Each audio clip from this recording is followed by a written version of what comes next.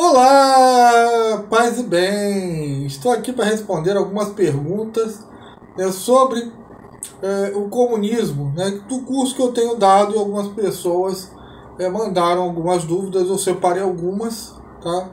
Alguns comentários, mas eu me centrei mais nas dúvidas. E eu quero esclarecer que o que eu vi aqui é que muita gente não está entendendo o sentido do curso. Tem gente que acha que eu estou querendo dar uma aula de economia. Eu não estou querendo dar uma aula de economia, até porque o Karl Marx não queria nada com economia. O problema dele é uma transformação social, não econômica. Eu já falei aqui em vídeos passados que economia comunista não tem como subsistir. Entendeu? Não existe economia economista. Outro ponto que eu quero esclarecer é como é que pessoas do clero entraram na ala esquerda. Porque aquela coisa, tem gente que acha, olha, esses padres que seguiram Karl Marx, eles estavam todos sendo rebeldes à igreja. E eu falo, gente, isso é um absurdo histórico, cronológico. Karl Marx, ele bota o movimento comunista dele, o Manifesto Comunista. O Manifesto Comunista de Karl Marx surge em 1848. Junto com a Revolução de 1848. 43 anos depois é que a igreja começa a se manifestar com Leão XIII. Quando em 1891 ele escreve a encíclica Rerum Novarum. Depois veio Pio XI, 40 anos depois da Rerum Novarum, escreve Pio XI, escreve em 1937 a Divini Redentores. Então você não pode, olha só, é aquela coisa, tem gente que acha que o Papa tinha que escrever o problema do comunismo antes do comunismo existir. Isso é um absurdo.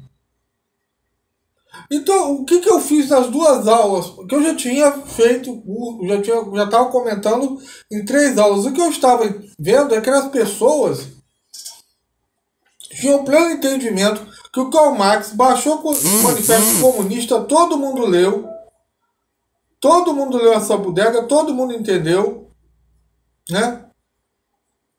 A igreja, ficou olhando para o tempo e para o espaço.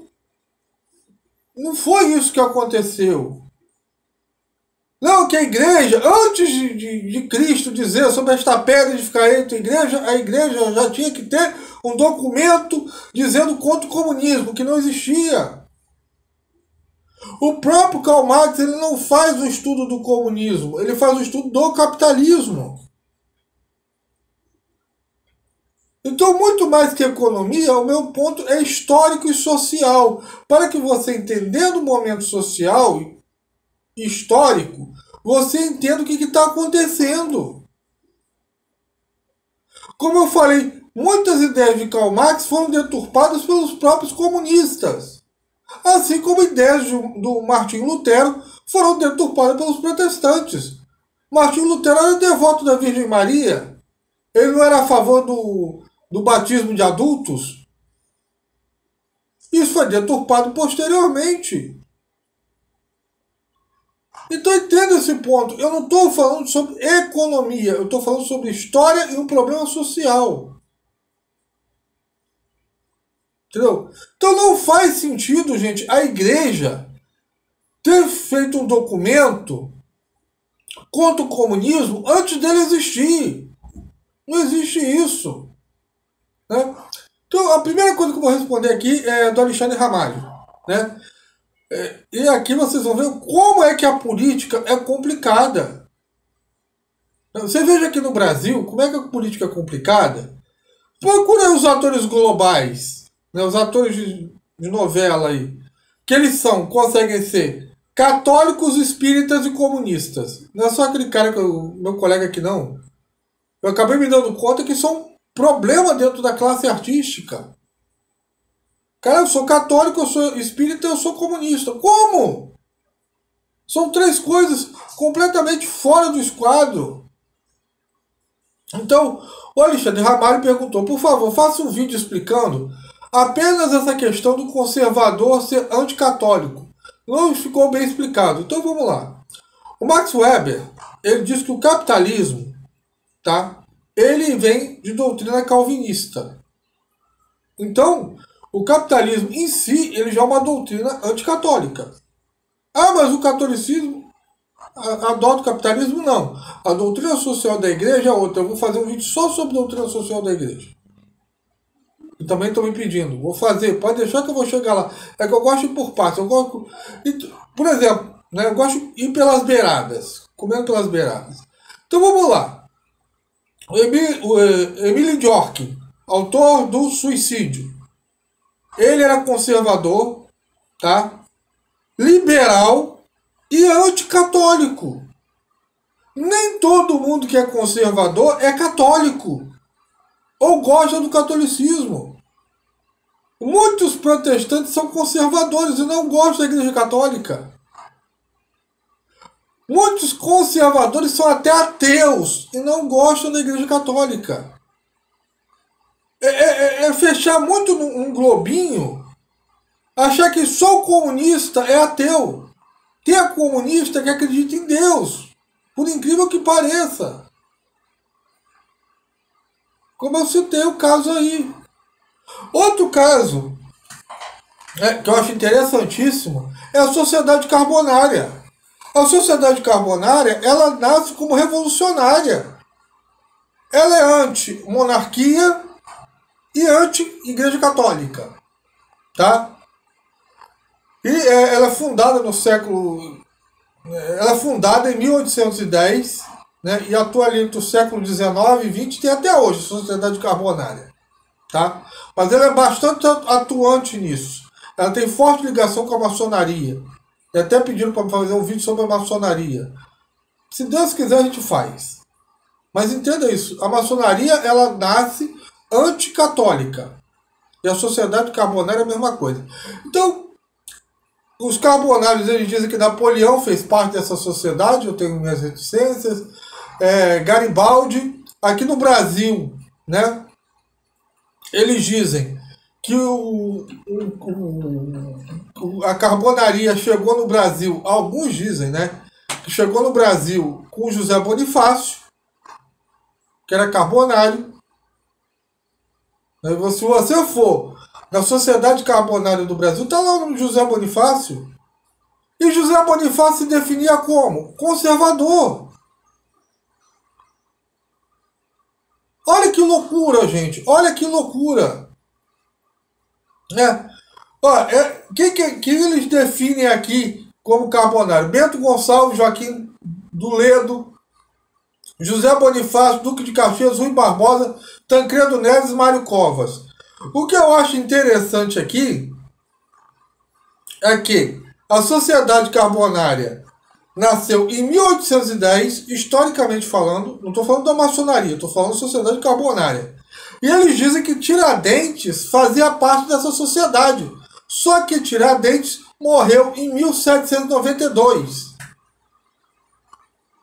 Como é que ele foi fazer parte de uma sociedade depois de morto em 1810? E a sociedade carbonária se considera conservadora.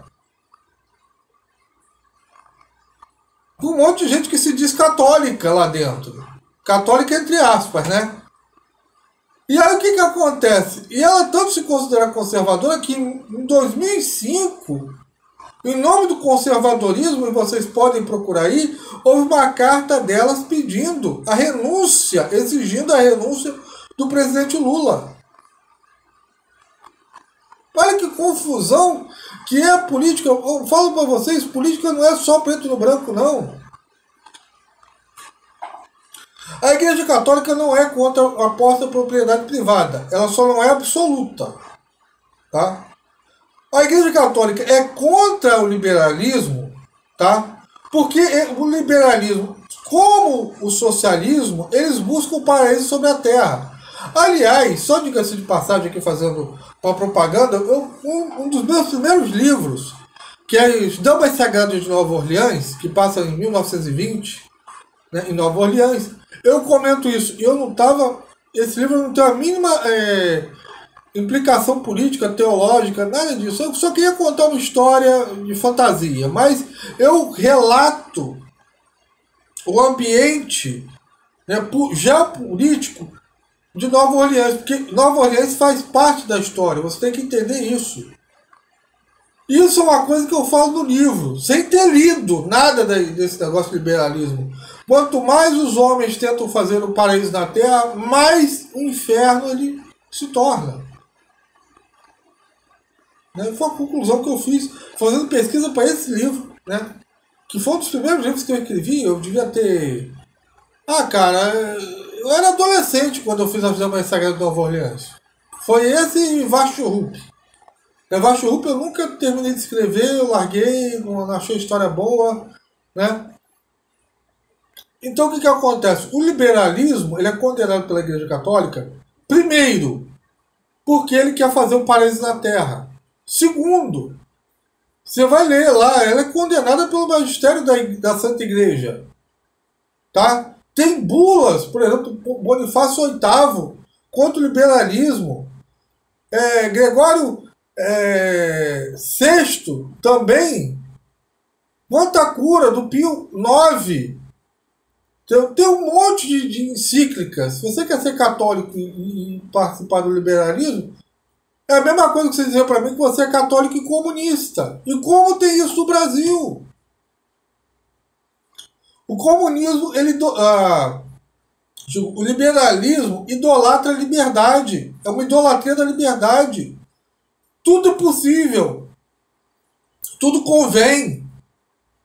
Não é isso que a Bíblia prega. Tudo me é permitido, mas nem tudo me convém. Né? O liberalismo moral é um atentado à dignidade humana. Entendeu? Ora, o liberalismo, né, que não tem limites, não, cara, olha só, não existe liberdade sem limite. Então, deixar tudo no liberalismo ao cargo do dinheiro, as nossas relações interpessoais serem dinheiro, o dinheiro limitar tudo, é outra coisa. Quinto, a Igreja Católica, o que ela propõe? Né? Tá lá, ela simplesmente propõe princípios de reflexão e apresenta critérios de juízo para orientação e ação. Então essas ideologias totalitárias, ateístas, são todas rejeitadas pela Igreja Católica. Seja o comunismo, seja o capitalismo, seja o socialismo, se o fundo é o ateísmo, se o fundo é o materialismo, a Igreja tem que rejeitar, e com razão. Dá para se fazer de outro jeito, mas é aquela coisa, é o que eu sempre falo aqui, né? É o que eu sempre falo aqui. Entre mergulhar na fé e acreditar em homens, muitos católicos caem de braços em mitos humanos. Tá? E aqui eu estou falando Lula e Bolsonaro, para ficar bem claro. Esses semideuses, esses ungidos, e não mergulham na fé em Jesus Cristo. Acabou. O Olímpio Abel me perguntou o que foi a Revolução de 1848. O que acontece? É a Revolução que começa em Paris, tá? Onde você ali vai, né, ter os carbonários metidos ali no meio, ao qual se espalha pelo mundo inteiro. E essa revolução ela é anticlerical, antimonarquia, né? A Igreja Católica, né, aqui se perde os estados papais, tá?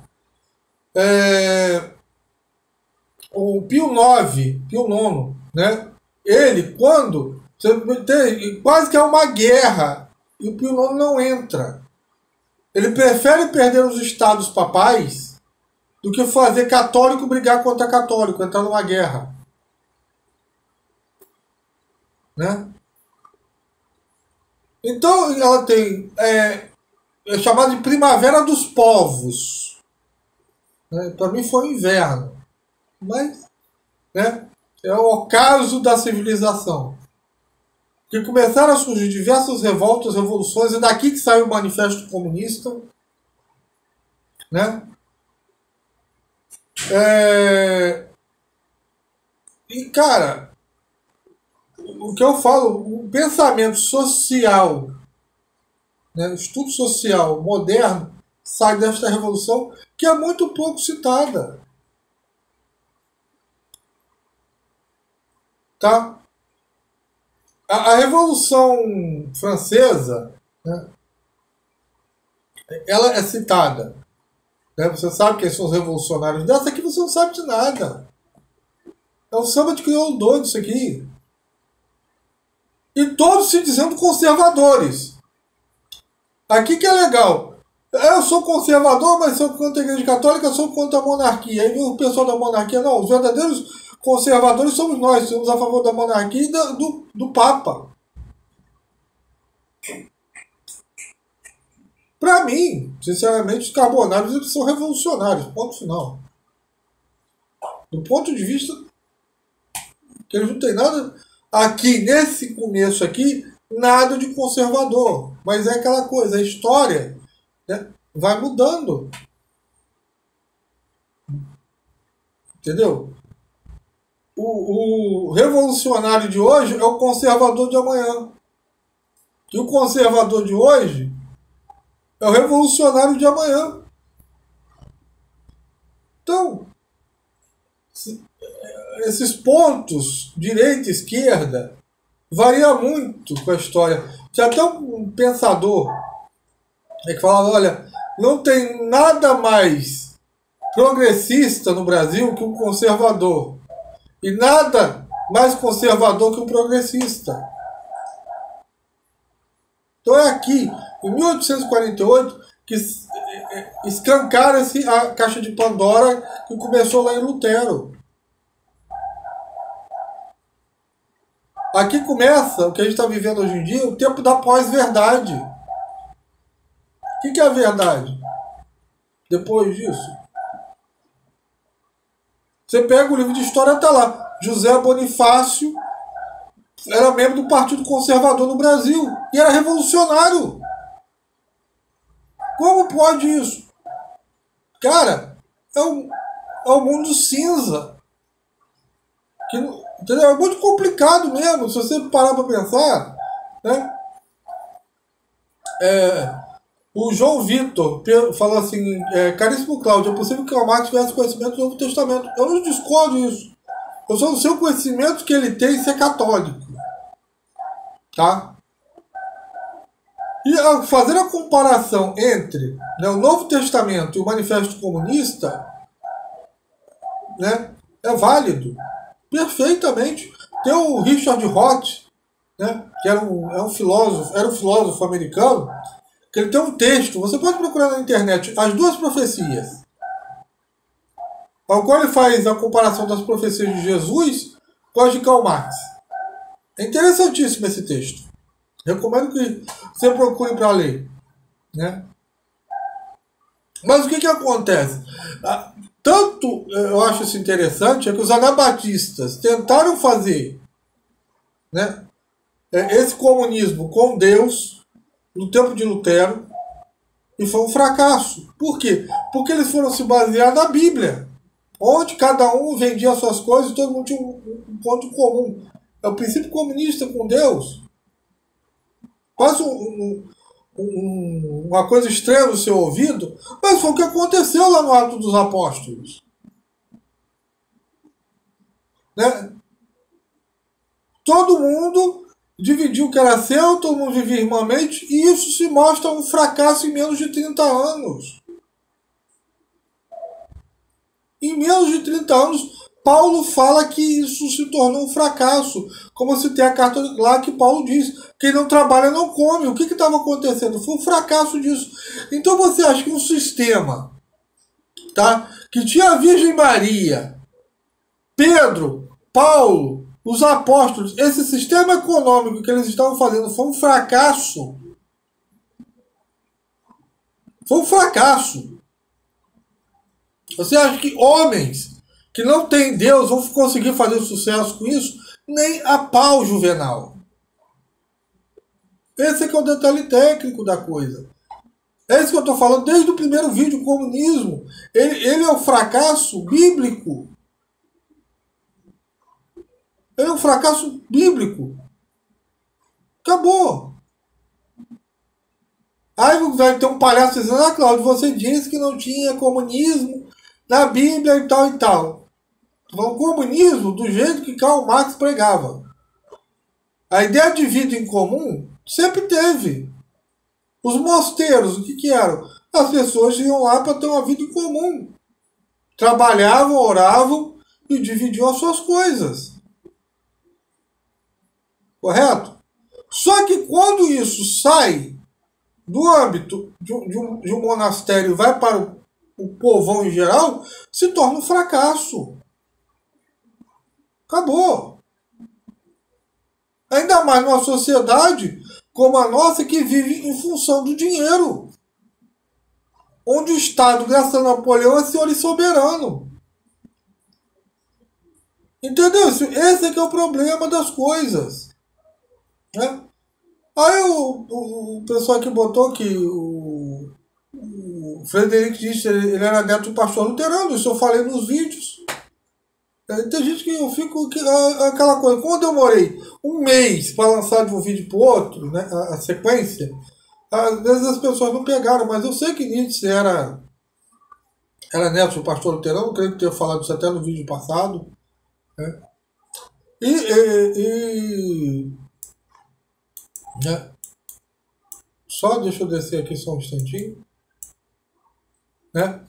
E o Fábio Sluza lá, né, pediu para me falar sobre a diferença entre capitalismo, mercado de propriedade privada, liberdade. Qual o negócio, a visão da igreja? Eu farei isso posteriormente. Porque o meu ponto central aqui é que você entenda por que o comunismo não funciona. Tá? Primeiro, por que o comunismo não funciona? Segundo, por que teve membros do clero que aderiram à esquerda? Tá? Porque a direita estava sentando a pua neles, sentando a pua nos pobres, roubando a terra dos pobres. Então, dentro desse cenário, você está falando de 40 anos, 43 anos, né? Que eu duvido que eles tenham lido o Manifesto Comunista. Eu duvido que a maioria dos operários no Brasil tenha lido o Manifesto Comunista. Ideia do que eram as ideias. E era aquela coisa, as ideias de Marx foram totalmente, né, grande parte delas, adulteradas pelos próprios comunistas. Né? Aquilo que Stalin implantou na Rússia, cara, você vai ver as ideias de Karl Marx, cara. Muita coisa ali não bate. Então, eu falo, é fácil pra gente chegar aqui, 2021, a dizer, aqueles padres eram... Não! Aqueles padres não eram pilantra. No máximo, eles eram ingênuos. Naquele momento, a parte esquerdista e os padres estavam na mesma ideia corrente. Tanto é que, se você for ler, tá, o que está escrito lá, né, pelo Leão XIII, tá, que ele condena isso, essa exploração dos patrões é condenada pela igreja. Nisso é a mesma coisa que Karl Marx fala. Mas Leão XIII, ele não se fixa no materialismo como Karl Marx. E qualquer pessoa de bom senso sabe que explorar uma pessoa, escravizar uma pessoa é errado. Isso é chovendo molhado para a igreja católica. Entendeu?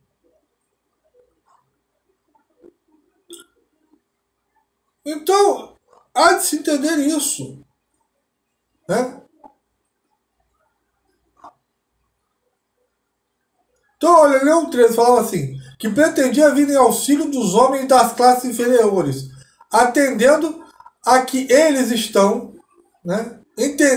Atendendo a que eles estão, pela maior parte uma situação de infortúnio e de miséria imerecida, sendo explorado pelos patrões. Você pega esse texto, bota de Karl Marx. Isso ele está corrigindo, só que ele está ali condenando o comunismo, as bases do comunismo. Qual a condenação? Esse materialismo, como há no liberalismo, como há no capitalismo. Né? Aliás, quem disse que o dinheiro é a raiz de todos os males não foi Karl Marx, foi São Tiago na sua carta. Então, se você não entende a questão social e botar a primeira questão econômica, você não vai entender a história. É uma questão social aqui, é uma questão econômica. Então, meu irmão, eu espero ter explicado aqui, né? Ou então, complicado mais ainda a vossa cabeça, porque né, o passador de chacrinha, eu não vim para explicar nada, assim para confundir, né? Mas é isso que eu quero que você entenda. Eu não estou aqui para fazer um discurso econômico, não. Eu quero que você entenda qual é o sistema, como é que a coisa estava funcionando. Que nem todo mundo que é conservador é católico. Isso é um absurdo. Tem muito conservador que é anticlerical, ateu. Né? Para as pessoas saírem do mundinho delas. Que nem tudo é preto no branco.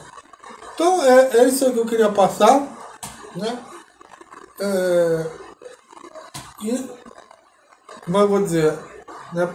Olha, eu falo para vocês, né? Dê like, seu dislike, não esqueça do meu livro, tá lá na Amazon, tem diversos livros meus. O mais novo é Como Conviver com a Sua Amiga, Maluca, Autoritária, Insegura e Sem Noção. Quem não tem um amigo assim? E ajude no meu Apoia-se, especialmente agora em novembro. Peço para vocês, encarecidamente, dê uma força lá no meu Apoia-se para em dezembro uma família ter um Natal um pouquinho melhor. Né? Se você não puder contribuir com R$5, contribua com 2, com 3, mas ajude, não deixe de ajudar. Né? Outro dia eu fiz até uma vaquinha no meu canal, lá no meu, né, para ajudar também uma família aí e tal, para compra de fralda e remédio e, cara, ficou aquele treco lá no canto. É fogo, é fogo. Eu sei que os tempos estão difíceis, mas a gente pode ajudar as pessoas. Então pensa encarecidamente. Vai lá no meu Apoia-se, gente. Dá uma força lá. O dinheiro não vai para mim. Tá? Vai para uma família que está precisando mesmo. Então, paz e bem para todo mundo. E até a próxima. Amém.